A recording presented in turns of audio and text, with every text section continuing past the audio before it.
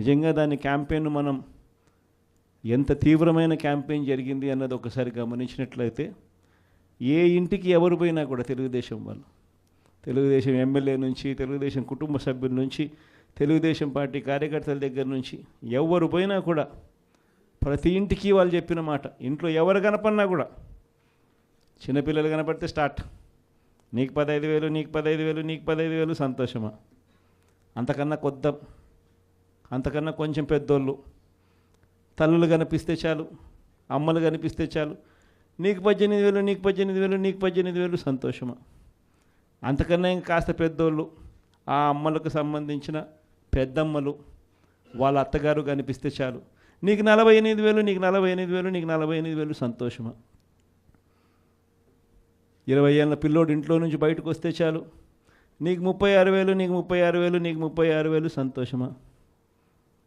ఇంట్లో నుంచి రైతు కండువా వేసుకొని బయటకు వస్తే చాలు, నీకు 20,000, నీకు 20,000, నీకు 20,000, సంతోషమా అనే మాటలు ఈ రోజుకి కూడా నా దగ్గరికి మన ఎమ్మెల్యేలు కూడా నా దగ్గరికి వచ్చి చెప్పారు, చాలామంది కూడా చెప్పినారు, అన్న ఈ రకంగా చెప్తా ఉన్నారన్న, మనమేమో కుటుంబం మొత్తానికి సహాయం మనం చేస్తూ ఉంటే వీళ్ళు ఇంట్లో ఉన్న ప్రతి ఒక్కరికి కూడా మేము చేస్తాము అని చెప్పి చెప్పడం మొదలు పెడతా ఉన్నారు.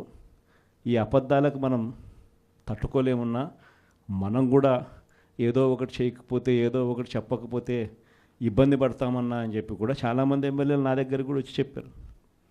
కానీ చెప్పినప్పటికి కూడా నేను చేయలేకపోయా. ఎందుకు చేయలేకపోయినాను అంటే ఈ రోజుకి కూడా అంటారు చాలామంది ఎమ్మెల్యేలు నా దగ్గరికి వచ్చినప్పుడు కూడా, అన్న నీతో ఒక సమస్య ఉందన్న అంటారు. ఏంది ఆ సమస్య అని చెప్పి నేను అడిగితే, అన్న నీతో ప్రాబ్లం, నీలో అతి మంచితనము, అతి నిజాయితీతనం, ఈ రెండు నీతో ఉన్న సమస్యలు అన్నా అని చెప్పి కూడా అంటారు.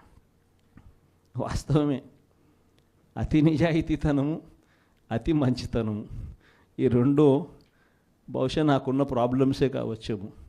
కానీ మళ్ళీ రేపొద్దున మనం అధికారంలోకి వచ్చేసరికి మాత్రం మళ్ళీ అవే కారణాల వల్లే మళ్ళీ మనం రేపొద్దున అధికారంలోకి వస్తామన్న మాట కూడా అంతే వాస్తవం.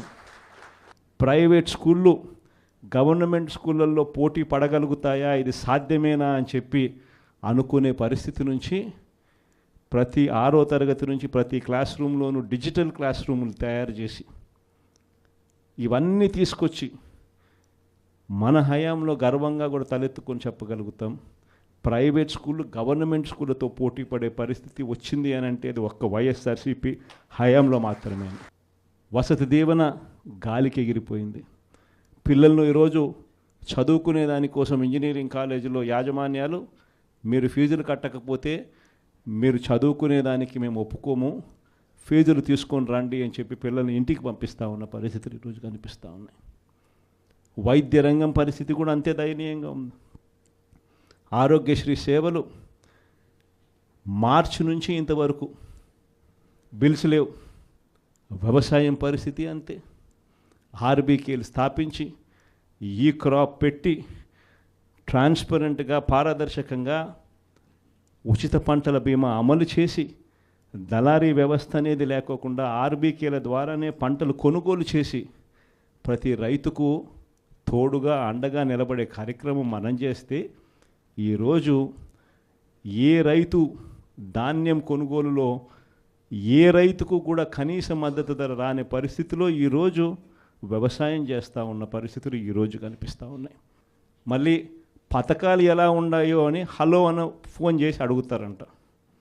పథకాలు ఉంటే కదా నువ్వు హలో అని చెప్తే అవతలోడు హలో అని చెప్పి మళ్ళీ చెప్పేదానికి. పథకాలు లేవు, ఫోన్ చేసి నువ్వు హలో చెప్తున్నావు. అది పరిస్థితి. ఇంత దారుణమైన పరిస్థితుల్లో ఒకవైపున ఉంటే మరోవైపున చూస్తే విచ్చలవిడి కరప్షన్, విచ్చలవిడిగా కరప్షన్. ఇసుక రేట్లు మనకన్నా తక్కువ రేట్లకు ఇస్తామన్నారు. ఈరోజు చూస్తే కనీసం ఆ రోజు రాష్ట్ర ప్రభుత్వానికి కనీసం ఖజానాకు డబ్బులు వచ్చేటివి. ఈరోజు రాష్ట్ర ప్రభుత్వానికి రూపాయి కూడా డబ్బు ఆదాయం రాకపోగా ఇసుక రేట్లు చూస్తే డబల్. ఈరోజు మద్యం పరిస్థితి చూస్తే గవర్నమెంట్ నడిపే మద్యం షాపులు పూర్తిగా రద్దు. ప్రతి గ్రామంలోనూ వేలమేసి బెల్ట్ షాపులు 2 లక్షలు 3 లక్షలు అని చెప్పి వేలం వేసి మరీ బెల్ట్ షాపులు నడుపుతూ ఉన్నారు. 6 నెలలు అయిపోయింది, ఇక మనం కూడా ప్రజల తరపున నిలబడాల్సిన సమయం వచ్చింది అని చెప్పి గట్టిగా కూడా మళ్ళీ చెయ్యి కలిపి పనిచేయాలి అని చెప్పి చెప్పడానికి మళ్ళీ మిమ్మల్ని అందరినీ కూడా ఇక్కడికి రమ్మని చెప్పడం జరిగింది. నా ప్రోగ్రాం సంక్రాంతి తర్వాత నా ప్రోగ్రాములు కూడా జిల్లాల్లో స్టార్ట్ అవుతాయి. నేను కూడా సంక్రాంతి అయిపోయిన తర్వాత జనవరి 3వ వారం నుంచి, జనవరి చివరిలోనో జనవరి 3వ వారం నుంచో నా ప్రోగ్రాములు కూడా జిల్లాల్లో స్టార్ట్ అవుతాయి. నేను కూడా ప్రతి జిల్లాలోనూ అక్కడే నిద్ర చేస్తా. ప్రతి బుధవారం ప్రతి గురువారం ఒక్కొక్క పార్లమెంట్లో 2 రోజులు 2 రాత్రులు అక్కడే పడుకుంటా. 3 రోజులు 3 నియోజకవర్గాలు, మరుసటి రోజు గురువారం మరో 4 నియోజకవర్గాలు కార్యకర్తలతోనే మమేకమయ్యే కార్యక్రమాలే చేస్తాం. ప్రోగ్రాం పేరు కూడా కార్యకర్తలతో జగనన్న పార్టీ బలోపేతానికి దిశ నిర్దేశం అనే ప్రోగ్రాంతోనే ఆ ప్రోగ్రాంలో కూడా అడుగులు ముందుకు వేస్తాం. ఆ ప్రోగ్రాం జనవరి 3వ వారంలో నా ప్రోగ్రాంలు స్టార్ట్ అయ్యేసరికి మీరేం చేయాలి అనే కార్యక్రమం కూడా చెప్పడానికి కూడా ఈరోజు మిమ్మల్ని అందరినీ కూడా ఇక్కడికి ఆహ్వానించడం జరిగింది.